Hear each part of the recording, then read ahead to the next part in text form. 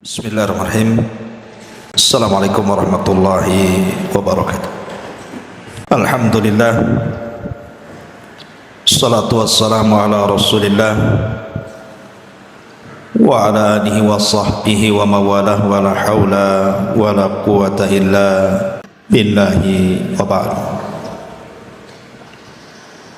An Ibni Umar radhiyallahu anhuma qala akhadha Rasulullah sallallahu alaihi wasallam bimankibi faqala kun fid dunya ka'annaka gharibun aw 'abiru sabil.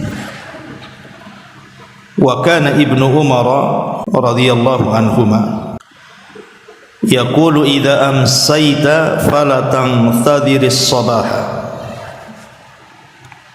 wa idza asbahta fala tantadil masa wa khudh min sihhatika limaradik wa min hayatika limautika. Rawahul Bukhari. Dari Abdullah ibnu Umar, semoga Allah meridhai keduanya, beliau dan ayahnya Umar ibn al-Khattab radhiyallahu an. Beliau berkata, Rasulullah sallallahu alaihi wasallam satu hari pernah memegang kedua pundakku seraya bersabda, jadilah engkau di dunia ini seperti orang asing ataupun seperti musafir. Kemudian Ibnu Umar radhiyallahu anhu berkata, jika engkau berada di sore hari, jangan menunda-nunda datangnya pagi hari, dan jika engkau di pagi hari, maka jangan menunda-nunda sampai datang sore hari.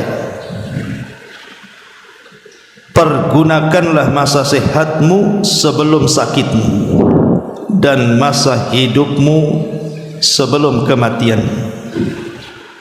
Hadis ini dikeluarkan oleh Imam Al-Bukhari dalam Sahih.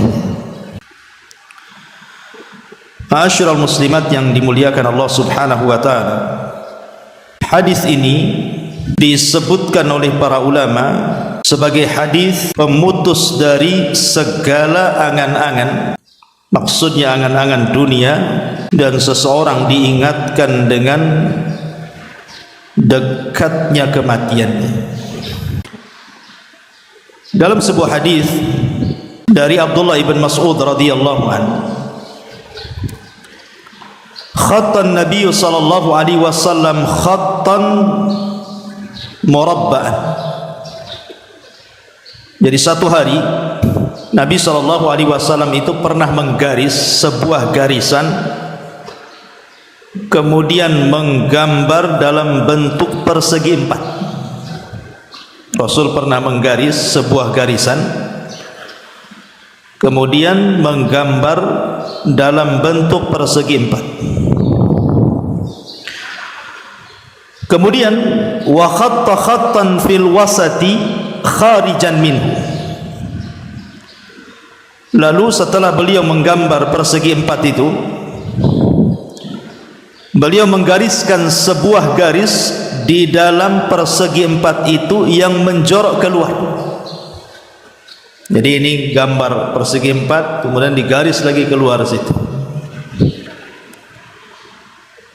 Kemudian wa khatta khututan sigharan ila hadha alladhi fil wasati min janibihi alladhi fil wasati wa qala hadha al insan wa hadha ajaluhu muhitum bih. Kemudian Nabi sallallahu alaihi wasallam di tengah-tengah kotak tersebut menggaris lagi dengan garisan-garisan kecil yang banyak. Kemudian beliau bersabda, garis di tengah ini adalah ibarat seorang manusia yang dikelilingi oleh persegi empat itu, maksudnya ajalnya yang mengelilinginya. Adapun garis-garis itu adalah angan-angannya. Kata Nabi sallallahu alaihi wasallam, wa hadzal ladzi huwa kharijun amalu. Adapun garis-garis kecil yang banyak itu diibaratkan sebagai angan-angannya. Maksudnya apa? Nabi SAW dalam hadis Abdullah bin Mas'ud ini mengatakan, ketika menggambar persegi empat, kita ini berada dalam kotak itu, dan kotak itu artinya ajal yang mengelilingi manusia, di mana manusia tidak mungkin keluar dari kotak itu. Artinya manusia tidak mungkin lari dari ajalnya. Adapun garis-garis kecil yang keluar dari kotak itu adalah angan-angan. Dari sini kita tahu bahwa angan-angan dan ajal itu sesuatu yang berbeda. Karena yang namanya angan-angan itu bisa terjadi, bisa tidak. Ada orang yang bercita-cita ingin jadi dokter, bisa jadi dokter, bisa juga gagal jadi dokter. Ada orang ingin jadi tentara, ya bisa juga jadi tentara, bisa juga gagal.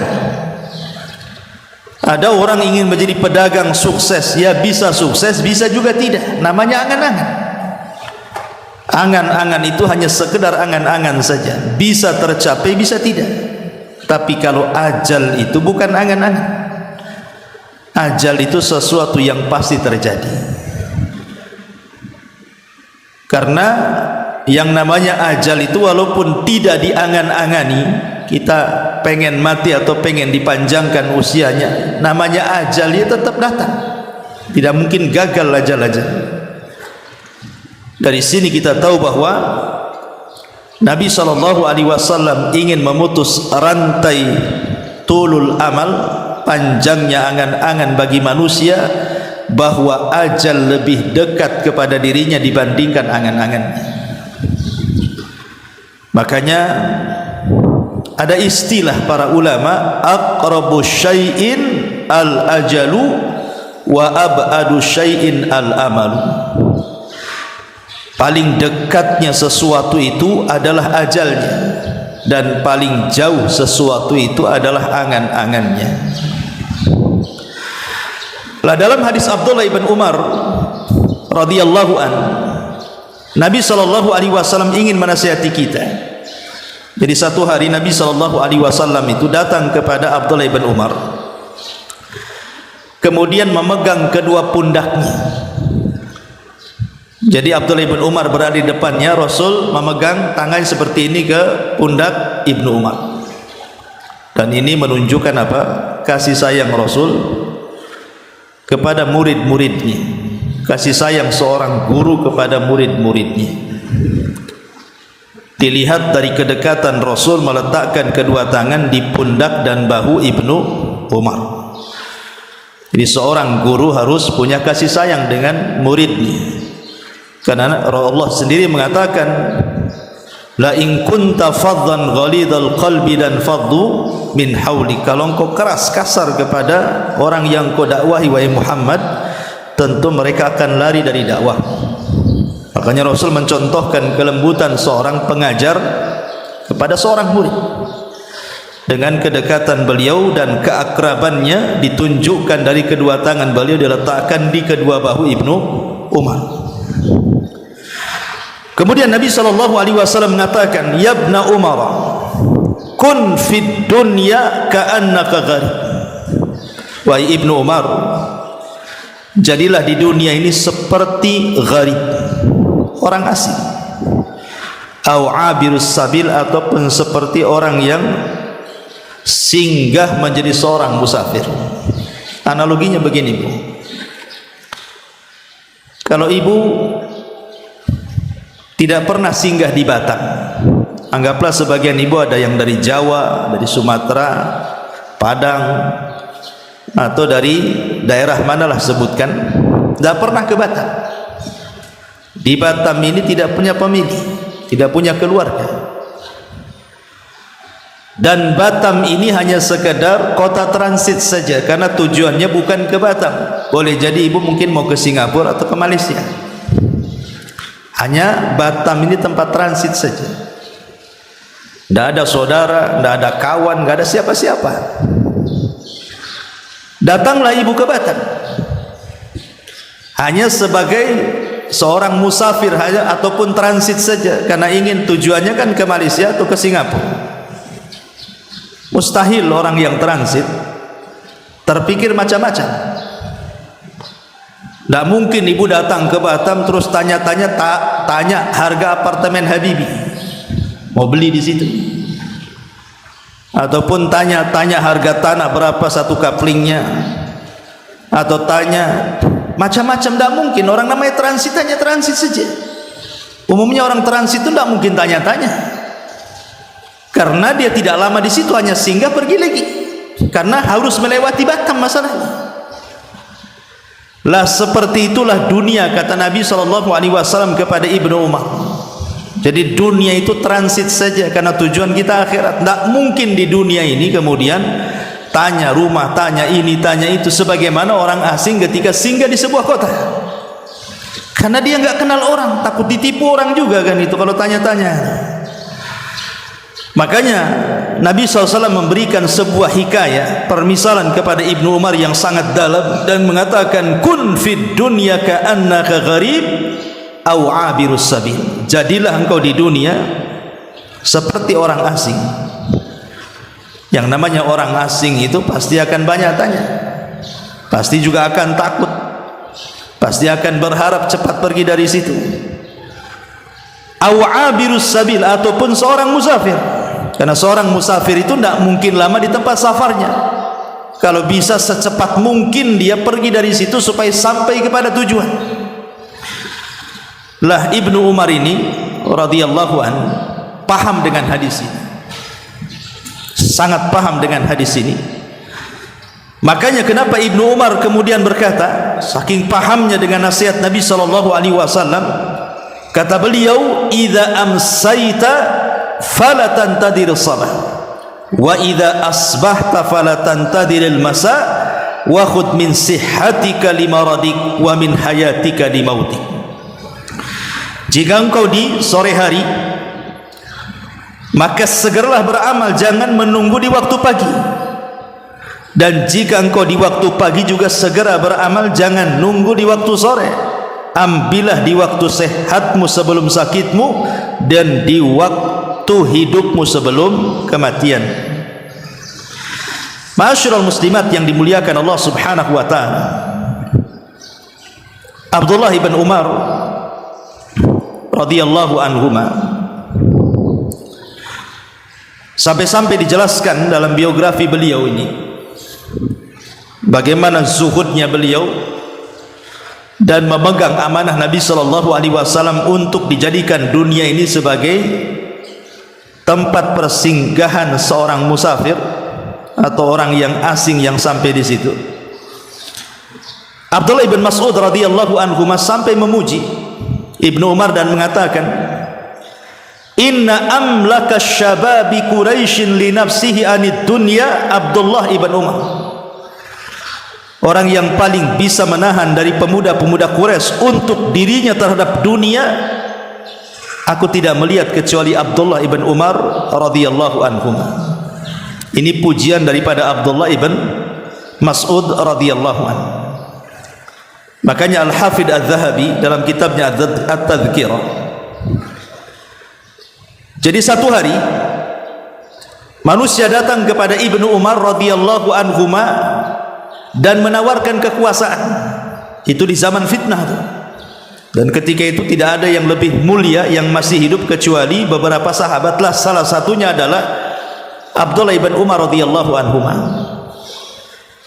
Jadi orang-orang ini datang kepada Ibnu Umar dan mengatakan, anta sayyidun nasi wa ibnu sayyidihim.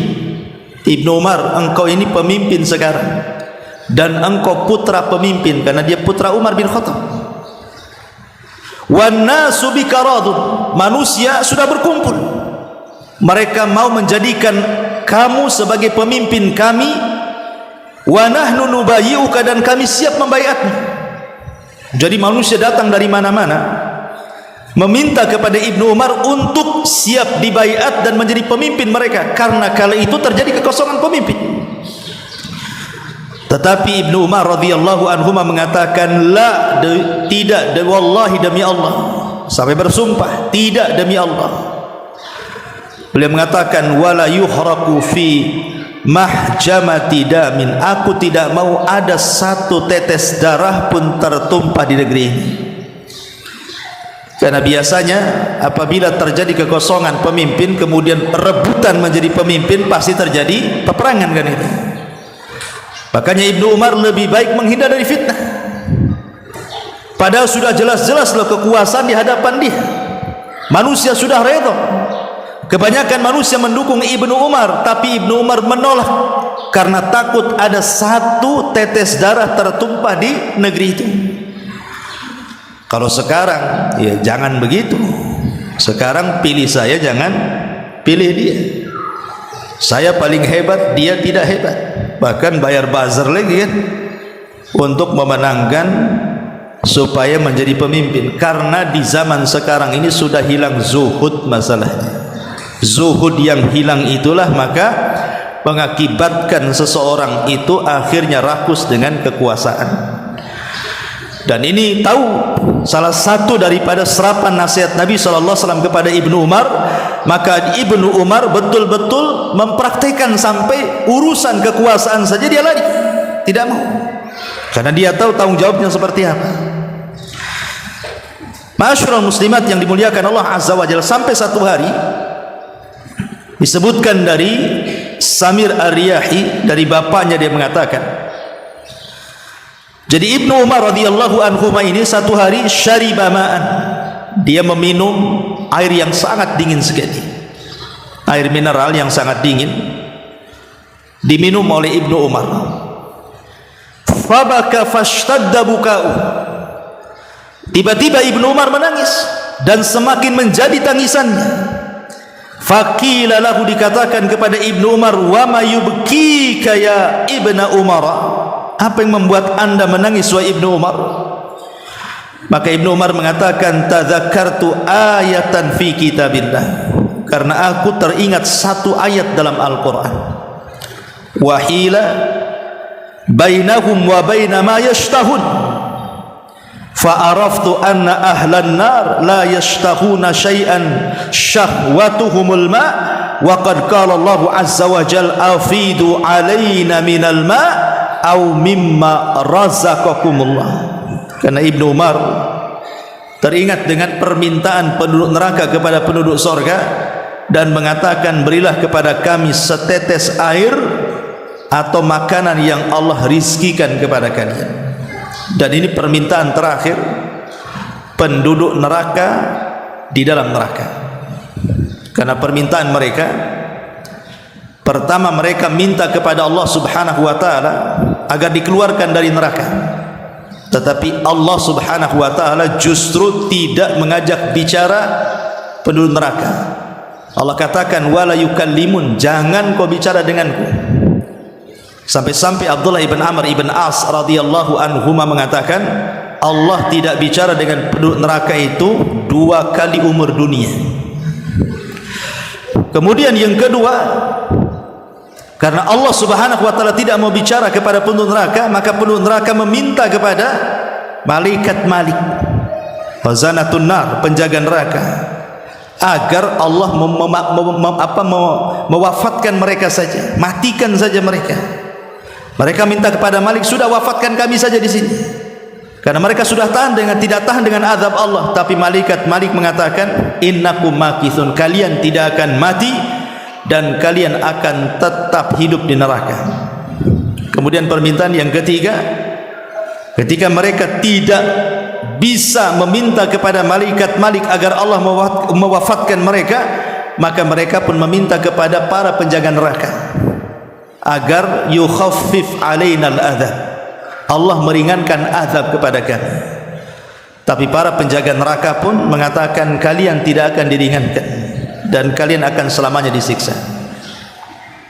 Ketika kemudian mereka tidak sanggup memberikan meminta kepada para penjaga neraka yang lainnya, barulah mereka melirik kepada penduduk surga dan mengatakan, an afidu alaina minal ma' au mimma razaqakumullah, berikan kepada kami setetes air atau makanan yang Allah rizkikan kepada kalian. Tapi penduduk surga pun menolak dan mengatakan, innallaha harramahu ma'alal kafirin. Allah haramkan keduanya, maksudnya minuman dan makanan, kepada orang-orang kafir. Maka gagallah 4 permintaan penduduk neraka ini. Lah Ibnu Umar ketika membacakan ayat ini, an afidu alaina minal ma aw mimma razaqakumullah, dia menangis. Dan sejak itulah dia hilang kecintaannya kepada dunia dan tumbuh kerinduannya kepada akhirat. Dan itu bentuk bagaimana Ibnu Umar paham dengan nasihat Nabi SAW, hendaklah dia menjadikan dunia sebagai tempat safar atau orang asing. Makanya kalau kita lihat biografi Ibnu Umar itu, Ibnu Umar ini beliau tidak pernah makan kecuali ada orang yatim ataupun orang miskin yang menemani dirinya. Kalau tidak ada anak yatim, tidak ada orang miskin, dia tidak akan makan. Jadi makannya itu bersama orang fakir dan orang miskin. Kalau tidak ada orang fakir miskin, dia akan makan dia. Dan itu menunjukkan apa? Zuhudnya beliau. Dari sini kita paham kalau sedikit menggali biografi Ibnu Umar radhiyallahu anhuma, Ibnu Umar sangat memahami nasihat Nabi SAW. Baik kita kupas sedikit isi daripada hadis Nabi SAW. Di sini Nabi SAW mengatakan nasihat kepada Ibnu Umar, kun fid dunya ka'annaka gharib aw abirus sabil. Jadilah wahai Ibnu Umar, engkau ini seperti orang asing ataupun orang yang lewat di sebuah tempat kemudian singgah dan berlalu dari situ, alias musafir. Isa bin Maryam alaihi salatu wassalam pernah menasihati tentang masalah dunia. Apa kata Isa bin Maryam? Isa bin Maryam mengatakan, u'buruha wa la ta'muruha. U'buruha wa la ta'muruha. Dunia ini hendaklah kalian lewati dan jangan kalian makmurkan di dalamnya. Kata Isa bin Maryam, dunia ini cukup dilewati, tidak perlu dimakmurkan di dalamnya. Karena kita hanya lewat saja. Buat apa dimakmurkan? Waktu, tenaga, biaya kita habiskan di dunia sehingga ketika datang kematian semua ditinggalkan. Makanya kata Isa, lewati, jangan dimakmurkan. Kenapa demikian? Al-Imam Ibnul Qayyim rahimahullahu ta'ala mengatakan, muhibbud dunya la yanfaku min thalathin. Pecinta dunia ini tidak lepas dari 3 perkara. Orang kalau cinta dunia pasti tidak lepas dari 3 perkara, kata Ibnu Al-Qayyim rahimahullahu ta'ala. Apa itu? Hammun lazimun wa ta'abun daimun wa khasratun la yanqadi. Yang pertama, kegelisahan yang terus menerus. Yang kedua, kecapean dan keletihan yang tidak berujung, dan penyesalan yang tidak pernah berhenti. Yang pertama, kesedihan dan kegelisahan yang terus menerus. Yang kedua, kecapean dan keletihan yang berkelanjutan. Dan yang ketiga, penyesalan yang tidak pernah berhenti. Inilah dunia. Coba kita perhatikan, dunia ini lebih banyak membuat sedih dibandingkan senang. Cobalah perjalanan ibu dari kecil, bagaimana ibu rasakan sejak kecil itu, senang atau tidak? Kemudian setelah menginjak remaja, kemudian dewasa, kemudian menikah, kemudian punya anak, rasanya lebih banyak sedih dibandingkan bahagia.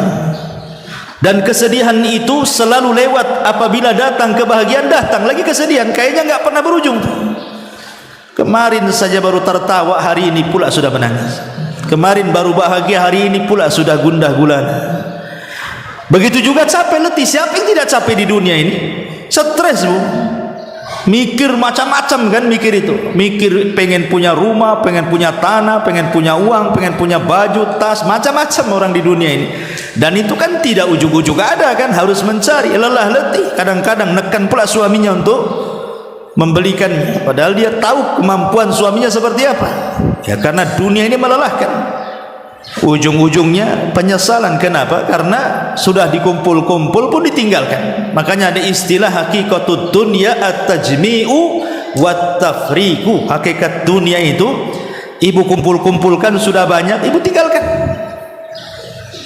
Ibu tinggalkan. Berapa banyak coba orang-orang yang sudah kaya sukses itu akhirnya meninggal dunia kan? Dia kan gak mungkin berpikir besok akan mati.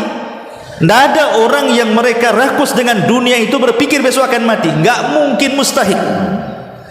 Tetapi namanya kematian itu pasti sebuah kelaziman. Makanya di sini Imam Ibnul Qayyim mengatakan, hammun lazimun wa ta'abun daimun wa hasratun la tanqati. Masyarul muslimat yang dimuliakan Allah Azza wa Jalla, kalau kita melihat sedikit kisah para sahabatnya, Abu Dzar Al-Ghifari radhiyallahu anhu, satu hari datang seorang laki-laki masuk ke rumah Abu Dzar Al-Ghifari. Maka pandangan orang ini melihat di sekeliling rumah Abu Dzar Al-Ghifari. Pasti ibu kalau punya rumah kan minimal teras depan itu, ruang tamu kan pasti dihias ibu kan. Di situ ada lemari, nanti dalam lemari itu mesti ada bunga-bunga, entah ada pernak-pernik, entah ada barang-barang yang kalau orang melihatnya itu akan takjub. Kursinya pun yang bagus, mejanya yang bagus, toplesnya yang bagus, sampai warna riasnya pun harus cantik kan gitu. Orang kalau punya rumah pasti yang pernah dihiasi pertama kali ruang tamunya. Lah orang ini masuk melihat di sekeliling rumah Abu Dzar Al-Ghifari radhiyallahu anhu. Fata'ajjab, dia pun heran. Kemudian mengatakan, ya Abu Dzar, aina mata'ukum? Wahai Abu Dzar, kok rumah ini kosong? Kok tidak ada barang-barang, tidak ada kursi, tidak ada meja, tidak ada lemari, tidak ada macam-macam, kosong blong rumahnya, hanya ada tikar kecil saja. Kemudian kata Abu Dzar, inna lana baitan nuwajjihuhu ilaihi salihah mata'ina. Sesungguhnya ini bukan rumahku loh. Kata Abu Dzar, ini bukan rumahku.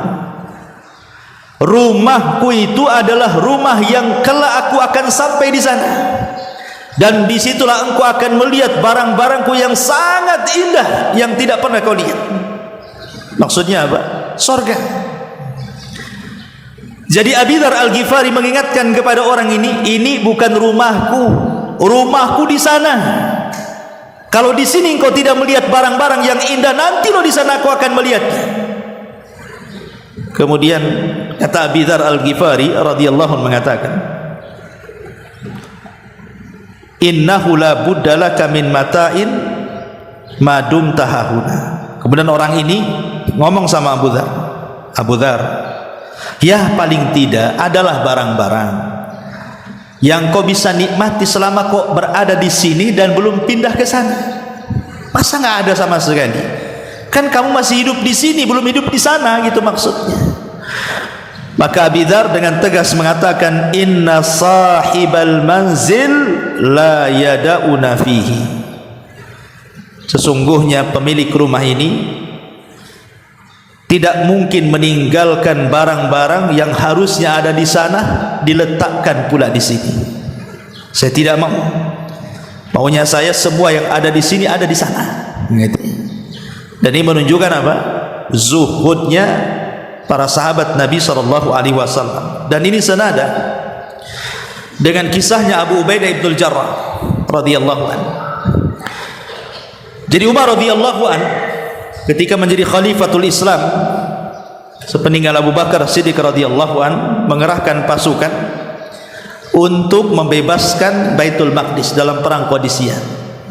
Lah ketika itu pemimpin perang adalah Abu Ubaidah ibnul Jarrah menggantikan Khalid ibn Walid. Jadi ketika Baitul Maqdis ini sudah dikuasai kaum muslimin, dan kunci Baitul Maqdis siap diserahkan kepada Amirul Mukminin Umar bin Khattab, Abu Ubaidah menyurati Umar agar datang dari Madinah ke Syam untuk mengambil kunci Baitul Maqdis, karena syaratnya yang mengambil kunci itu adalah Umar, pemimpin kaum muslimin. Berangkat Umar dari Madinah menuju Syam. Sebelum kemudian Umar tertuju kepada Baitul Maqdis, dia ingin melihat kondisi rumahnya Abu Ubaidah, tenda perangnya itu, jenderal perangnya itu hidupnya seperti apa. Jadi Umar bin Khattab radhiyallahu an kemudian singgah di tenda Abu Ubaidah ibnul Jarrah, satu di antara 10 sahabat yang dijanjikan masuk surga itu. Kemudian setelah Umar masuk, beliau melihat di sekitar tenda, di dalam tenda itu kok tidak ada barang-barang, kok kosong gitu tenda itu, padahal dia jenderal perang. Oh, kalau sekarang jenderal, kita lihatlah mantan jenderal itu, bisnisnya di mana-mana, rumahnya di tengah kota, besar luar biasa. Itu mantan jenderal zaman sekarang kan gitu. Ini masih menjabat. Abu Ubaidah ibnul Jarrah ini masih menjabat, belum pensiun, belum purnawirawan. Jadi Umar ini melihat di sekitarnya, falam yara syai'an, dia tidak melihat sesuatu, satu barang pun tidak ada di tenda itu. Jadi Umar mengatakan, aina mata'uk, mana barang-barangmu? La ara illa labidan wa suhfatan ila akhir. Aku tidak melihat kecuali hanya benda-benda yang tidak ada harganya, hanya mungkin piring untuk makan, gelas untuk minum gitu. Kemudian Umar bin Khattab radhiyallahu mengatakan, anta amir, engkau ini pemimpin, ya minimalnya adalah barang-barang mewah. Namanya perang itu kan ada harta rampasan perang kan itu. Apalagi yang diserbu ini bukan negara miskin, yang diserbu ini negara Kisra, negara kaya adidaya, otomatis kan kekayaannya banyak itu. Kalau menang dapat harta ghanimah itu kan macam-macam, emasnya, peraknya, ya kasur empuknya, ya barang-barang mewahnya, barang-barang megahnya, kan mesti dapat lah kan, tidak mungkin tidak. Kok tidak ada di tenda itu barang-barang berharga sedikit pun. Jadi Umar mengatakan, wa anta amir, kau ini pemimpin. Kemudian Umar bin Khattab radhiyallahu an meminta kepada anak buahnya, kepada para prajurit, datangkan makanan yang biasa dimakan pemimpin kalian, maksudnya Abu Ubaidah bin Jarrah. Apakah okelah di tendanya tidak ada barang-barang yang berharga, boleh jadi mungkin makanannya spesial, ya mungkin makanannya spesial yang luar biasa gitu. Kalau di zaman sekarang ya makanan-makanan mahal lah gitu. Rupanya ketika didatangkan makanan itu adalah makanan yang biasa dimakan para prajurit. Jadi nggak ada bedanya, prajurit makan itu, dia juga makan itu, nggak ada bedanya antara jenderal dan pasukannya. Dari situlah kemudian Umar bin Khattab fabaka, beliau pun menangis. Faqala, dan dia mengatakan kepada Abu Ubaidah, ghayyaratna dunya ghayraka ya Aba Ubaidah.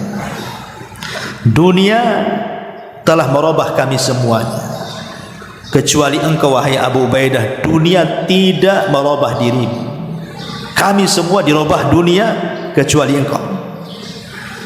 Ini yang ngomong bukan orang biasa loh, Umar bin Khattab radhiyallahu anhu. Kalau sudah Umar yang ngomong, ya memang Abu Ubaidah itu seperti itu kan gitu. Karena pujian Umar tidak mungkin sembarang orang dia mengatakan seperti itu.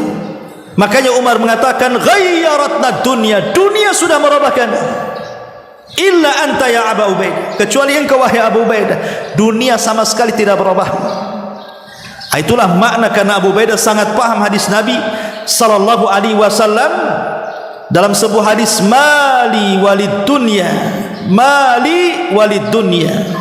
Kata Nabi sallallahu alaihi wasallam, apalah aku dengan dunia ini, apalah aku dengan dunia ini, illa mathalu ma yaj'alu ahadukum isba'ahu hadhihi wa asyara Yahya bisyababati fil yammi falyandur bima tarji.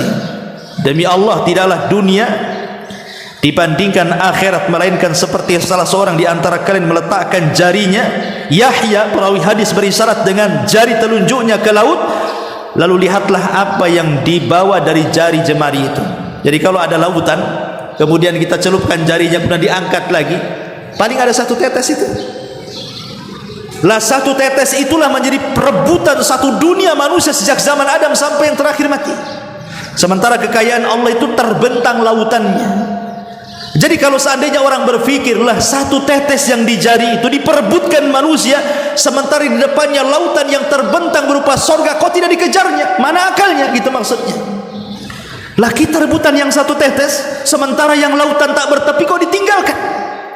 Akalnya di mana? Seolah-olah Rasul ingin mengatakan demikian. Ini lautan terbentang loh. Kenapa kalian tidak kejar? Kenapa ngejar yang setetes itu? Makanya Nabi SAW mengatakan, mali walid dunya ma ana wad dunya innama mathali wa mathalud dunya kamathali rakibin dhalla tahta syajaratin thumma raha wa tarakaha. Apalah arti dunia bagiku, kata Rasul? Apa urusanku dengan dunia? Sungguh perumpamaanku dan perumpamaan dunia adalah seperti pengendara yang berteduh di bawah pohon lalu istirahat sesaat kemudian meninggalkannya. Sebagian ulama hadis mengatakan dunia ini seperti kailulah. Tahu kailulah? Tidur siang. Jadi seolah-olah Rasul ingin mengatakan kita ini lagi safar, capek, ada pohon di situ, kemudian kita duduk di situ hanya kailulah, tidur sesaat, tidur siang, kemudian setelah bangun kemudian kita pergi lagi. Itulah dunia, seperti singgah di bawah pohon hanya sekedar tidur kemudian pergi. Pendeknya kehidupan dunia, dan memang pendek kan. Sekarang kan ibu yang usianya 40-50 tahun kan udah nggak terasa. Mungkin masa lalu itu hanya kenangan saja kan. Oh dulu ibu pernah kecil sekolah di sini, main di situ, kemudian remaja sekolah di sini di situ, kemudian dewasa sekarang sudah menikah, punya anak, sebagainya, sudah punya cucu. Kok cepat kali zaman ini. Seolah-olah tahu-tahu saja ya, tahu-tahu kecil, remaja, dewasa, tahu-tahu ngaca sudah beroban semuanya. Ya itulah dunia, nggak terasa.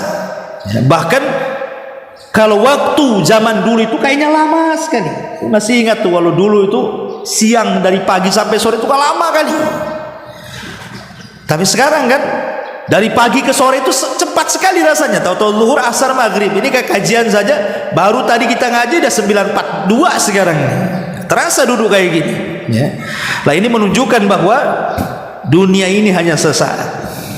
Bahkan ada seorang sahabat, Salman Al-Farisi radhiyallahu anhu. Ma'ruf kisah Salman Al-Farisi, seorang sahabat yang keliling dari satu negara ke negara berikutnya hanya mencari hidayah.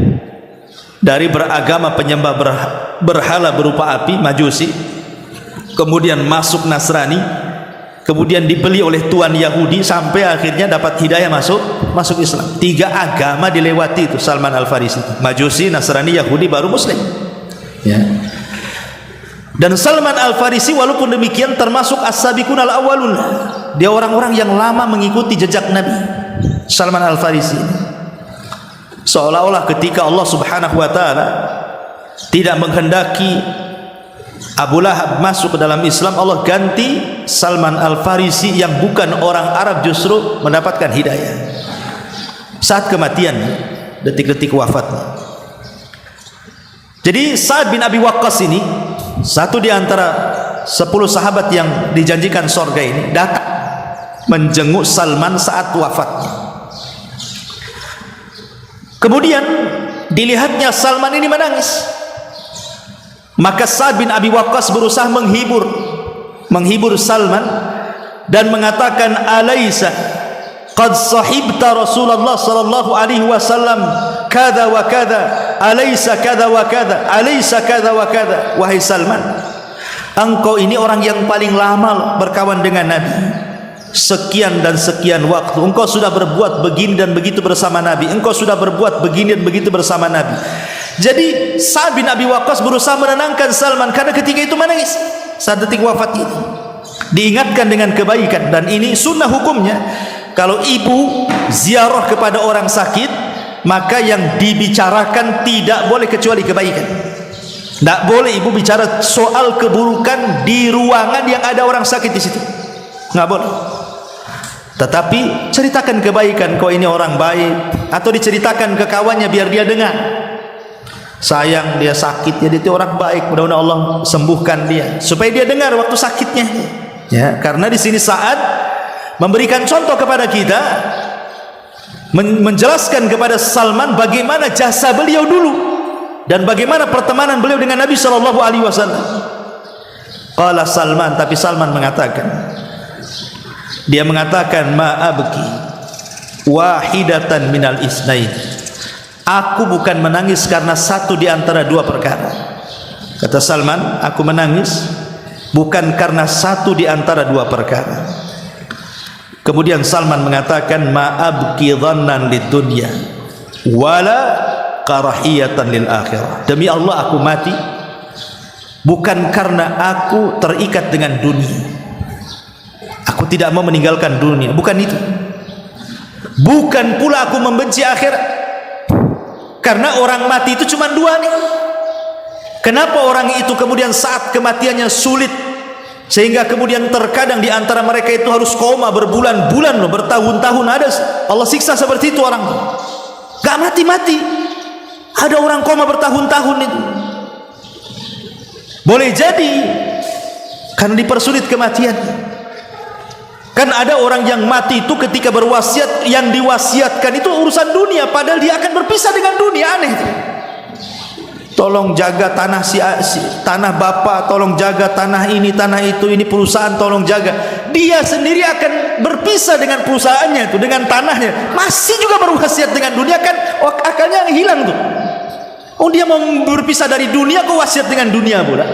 Kecuali kalau wasiatnya kebaikan, tolong nah ini sepertiganya wasiatkan, kasihlah untuk masjid, kasihlah untuk anak yatim, jelaskan gitu ya. Tapi ada sebagian orang tidak berpikir ke situ, sehingga terjadilah karahiyata lil mauti, benci kematian dan benci akhirat. Kata Salman, aku menangis bukan karena takut meninggalkan dunia atau benci dengan akhirat, walakin, kata Salman, akan tetapi, walakin Rasulullah sallallahu alaihi wasallam ahida alayya ahdan. Dulu Rasul pernah berjanji kepadaku dan aku pernah berjanji kepadanya. Aku khawatir janji yang pernah aku berikan atau Rasul SAW janjikan kepadaku, aku tidak bisa menepatinya. Kemudian dia mengatakan, fama arani illa qad ta'addaitu, dan aku tidak pernah melihat pada diriku kecuali aku sudah melampaui janji itu. Aku belum bisa menepati janji yang dijanjikan Rasul kepadaku. Lah saat ini mendengar Salman mengatakan seperti itu, heran. Jangan-jangan Rasul juga pernah janji kepada dia dan dia belum melaksanakannya. Jadi saat ini mendesak kepada Salman, wa ma'ahida ilaika, apa yang dijanjikan Rasul kepadamu wahai Salman? Jangan-jangan aku juga sama gitu ya. Maka Salman Al-Farisi radhiyallahu anhu mengatakan, annahu yakfi ahadakum mithlu zadir raqib wa la arani illa qad ta'addaitu wa ma anta ya Sa'ad fattaqillah idza inda hukmika wa idza hakamta wa inda qasamika idza qasamta wa idza hammika idza hamamta.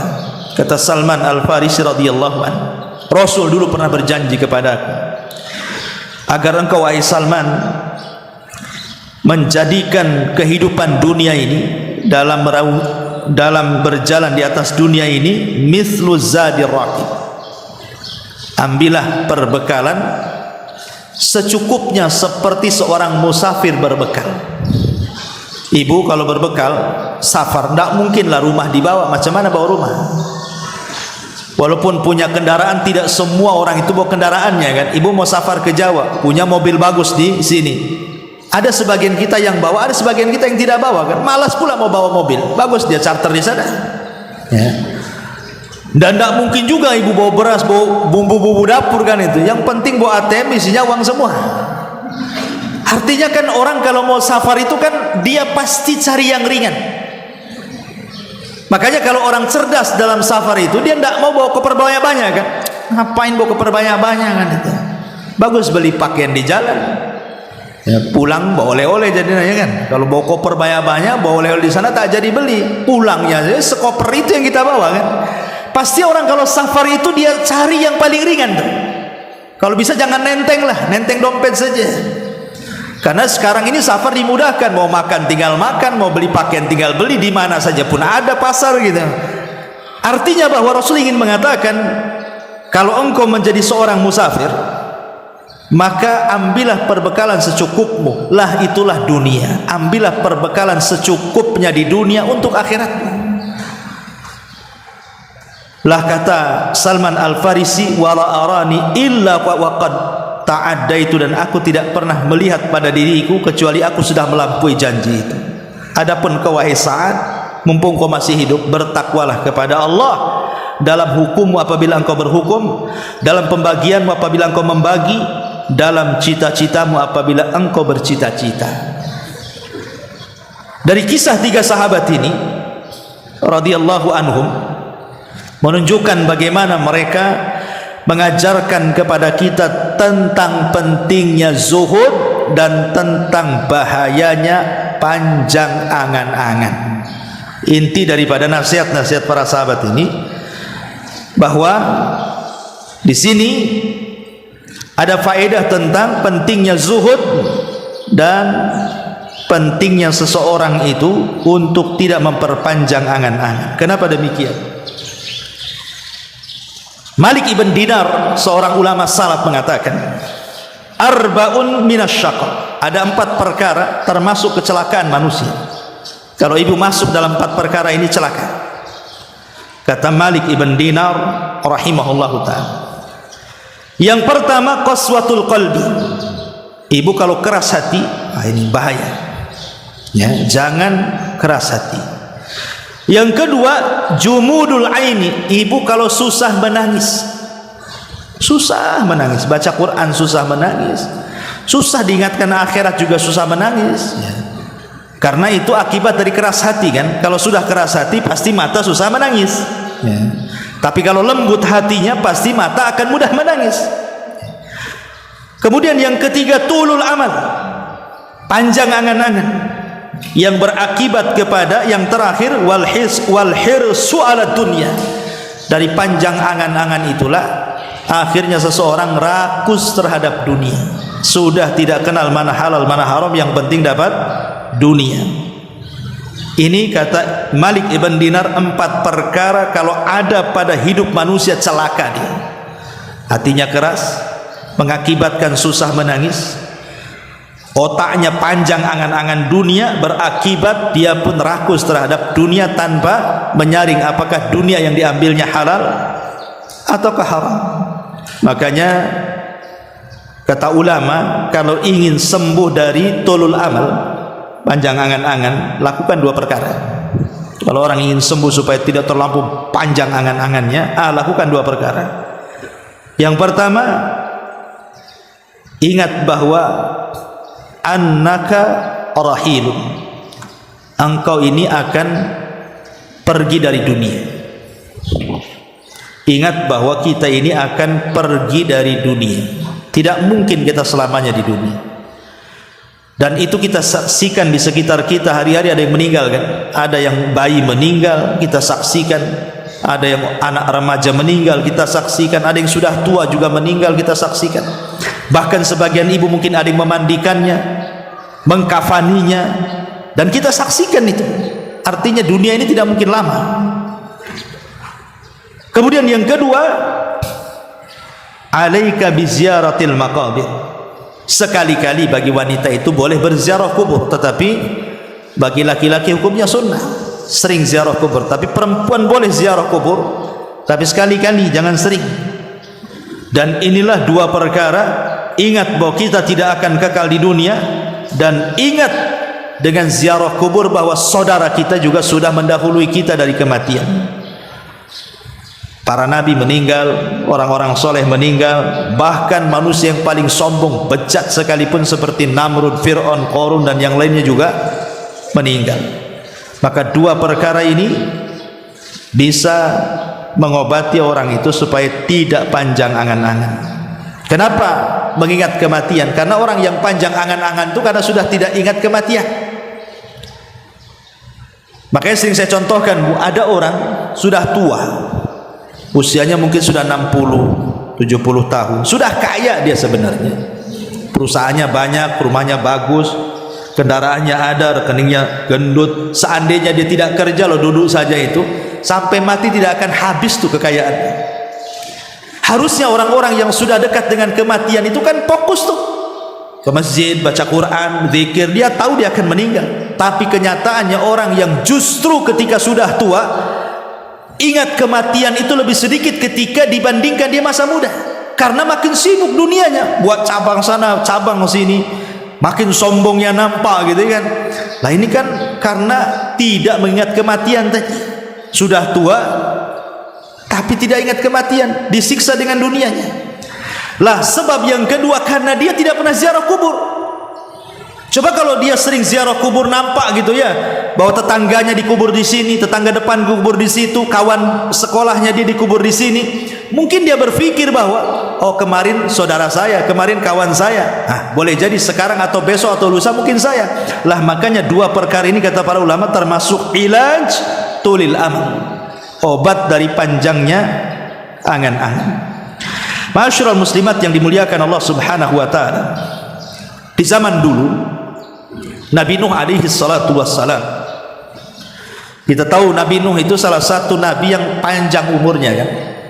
Ada yang mengatakan 1500, ada yang mengatakan 1400, ada yang mengatakan 1782, macam-macam. Intinya di atas 1000 lah umurnya Nabi Nuh alaihi salatu wassalam. Jadi Nuh ini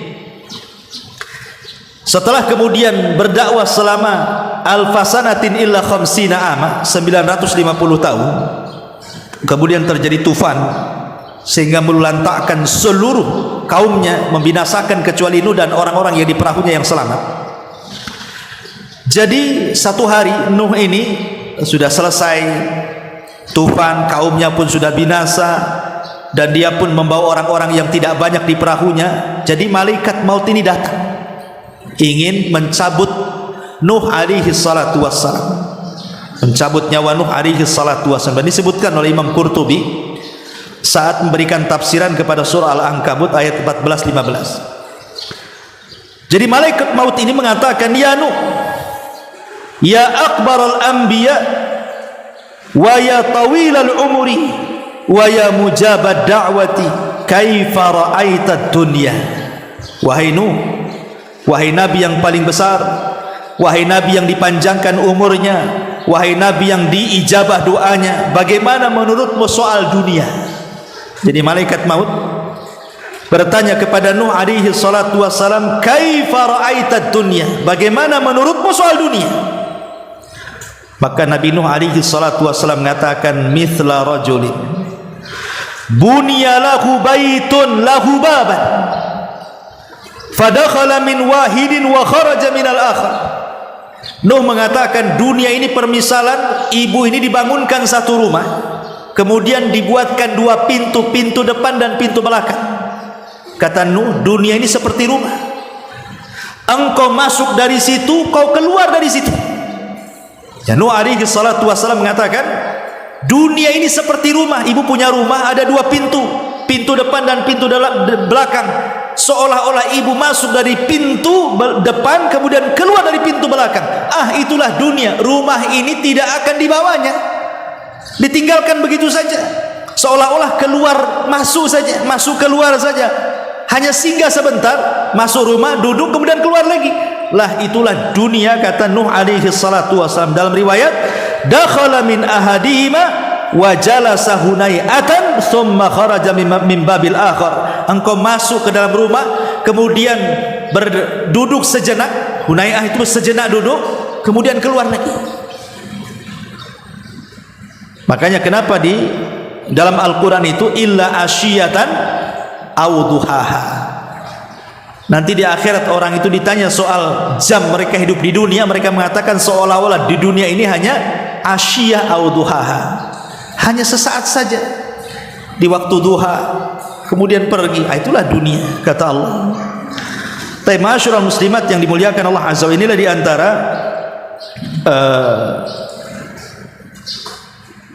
kisah-kisah sahabat Nabi SAW dan juga para nabi, nasihat terakhir dari hadis ini adalah perkataan Ibnu Umar radhiyallahu anhuma di ujung riwayat, "Idza amsayta fala tantadiris sabah wa idza asbahta fala tantadiril masa wa khudh min sihhatika limaradik wa min hayatika limautik." Ini nasihat Ibnu Umar kepada kita. Jika engkau berada di sore hari, jangan menunggu datangnya pagi hari, dan jika engkau berada di pagi hari, jangan menunggu datangnya sore hari. Maksudnya, kalau pagi ini kita bisa beramal, jangan nunggu nanti sore. Pagi ini ibu bisa punya uang ingin sedekah, sudah langsung sedekahkan. Pagi ini ibu bisa ingin baca Quran, ya sudah, jangan diprogram, nanti sore kan ada waktu. Kalau pagi ini ingin silaturahim ke saudara yang sedang sakit, ya sudah, segerakan hari ini berangkat. Karena belum tentu sore bisa gitu. Betapa banyak orang yang mengagendakan sesuatu ternyata tidak jadi.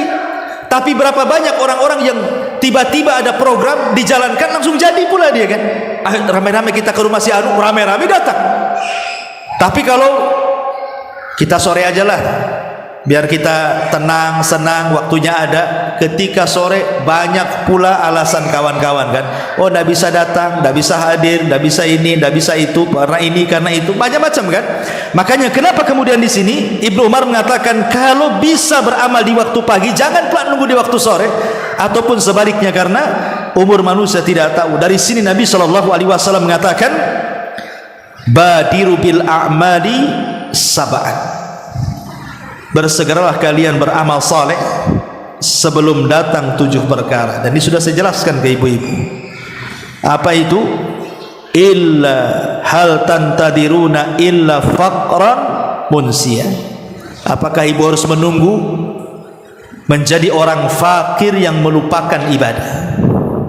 Sekarang mumpung ya walaupun tidak miskin sekali, tetapi kan cukup hidupnya, walaupun tidak kaya sekali, tetapi cukuplah. Masih bisa lah ibu datang ke majelis taklim, masih bisa sholat duha, masih bisa berinfak walaupun tak banyak gitu kan. Kalau memang bisa lakukan, jangan sampai datang kefakiran yang melupakan. Karena orang fakir itu, ada orang fakir itu kalau diajak ibadah pikirannya tidak akan nyambung. Kenapa? Nggak bisa saya datang ke pengajian, besok saya makan apa? Ini kerjaan banyak.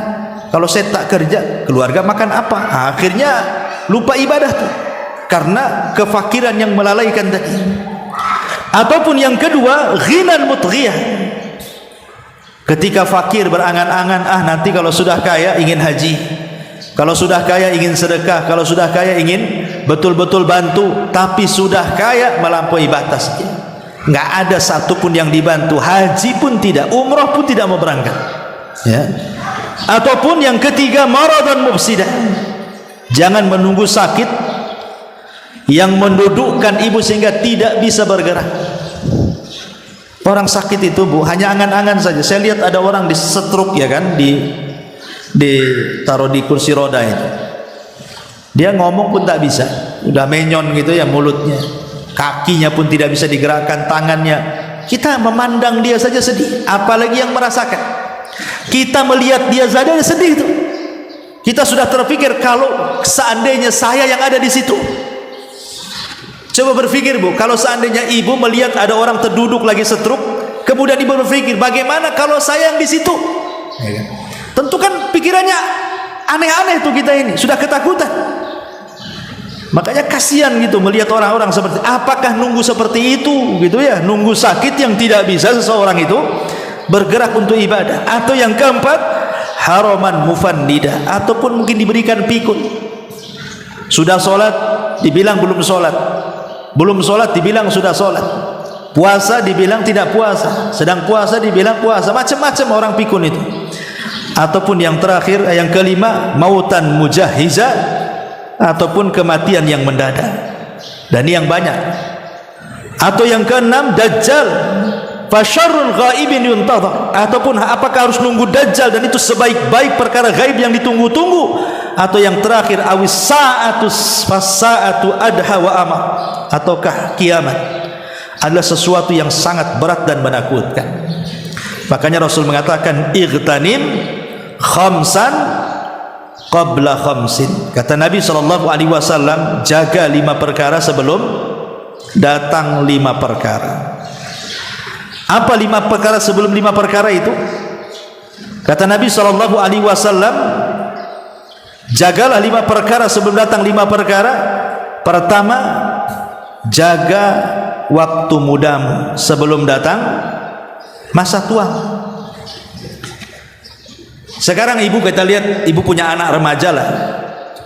Kalau ibu yang sudah tua, yang anaknya sudah gadis atau anaknya sudah bujang, kita lihat kan mereka itu gesitnya luar biasa. Naik motor aja bisa ngebut-ngebutnya orang tuh. Anak muda itu kan bu, suruh ke pasar aja sebentar aja dia, kan lagi gesit-gesitnya. Dan ibu pernah merasakan itu, jalan ke sana kemari tidak punya capek. Itu anak muda tuh. Kita sudah tua ini mau jalan 1 kilo ngos-ngosannya itu, kayak buru apa gitu ya. Tapi dulu masa muda jalan beberapa kilo tuh tidak terasa kayaknya. Padahal nggak minum tuh. Kalau kita ini jalan ke sana saja duduknya 100 kali itu, duduk jalan itu ya. Artinya kan ibu pernah merasakan muda tuh. Lihat orang muda itu masih kuat, tidak punya capek, tidak punya lelah, kesana kemari gesit. Artinya kalau seandainya masa muda itu digunakan untuk ibadah apa saja anak muda itu bisa semua dia. Mau ngaji jauh perjalanannya bisa, mau apa saja bisa. Tapi kalau sudah tua bu, angan-angan saja. Aduh pengen ngaji di sana, tapi jalan tak bisa. Ya, nggak ada yang ngantar. Padahal dekat tuh masjid ke rumah dia itu tidak jauh.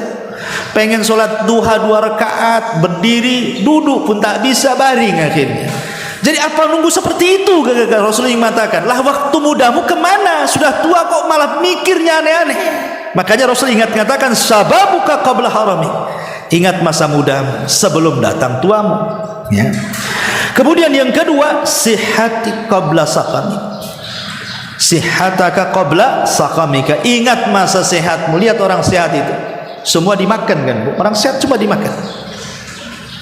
Yang kata dokter nggak boleh pun tetap aja dihantam dia, karena merasa sehat dia. Nggak boleh loh makan ini, nanti kolesterol naik. Enggak lah, bismillah saja. Orang sehat nggak peduli. Tapi kalau sudah sakit, baru terasa. Dikasih makanan enak depan dia, jangan, nggak boleh dekat-dekat ini. Nggak boleh kata dokter nih. Ini kalau saya mati 3 hari mati nih katanya. Ini kalau saya makan ini habislah saya.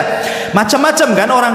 Kalau orang sudah sakit itu baru terpikir tuh, nyesel saya makan ini, coba saya nggak makan ini, saya nggak begini gitu ya. Artinya ketika di waktu sehat itu urusan makan saja seseorang itu berpikir. Makanya saya katakan, orang kalau usia 40 tahun ke bawah, 40 tahun ke bawah itu kalau makan pakai mulut bu, ya, makan pakai mulut, semua masuk. Sate mau 100 tusuk, gulai mau 100 baskom, semua masuk ya. Tapi kalau 40 tahun, 50 tahun ke atas itu makan pakai otak bu, ya kan? Dia nggak pakai mulut, pakai otaknya. Cocok nggak nih? Masuk nggak nih? Gula nggak nih? Kolesterol nggak nih? Naik nggak darah nih? Nah kan otaknya berpikir dia. Memang nggak haram itu menjaga kesehatan, tapi dari situ saja nikmat Allah sudah dicabut sebenarnya. Ya kan? Sudah 40 tahun ke atas sudah otaknya berpikir dia, tidak semua bisa dimakan.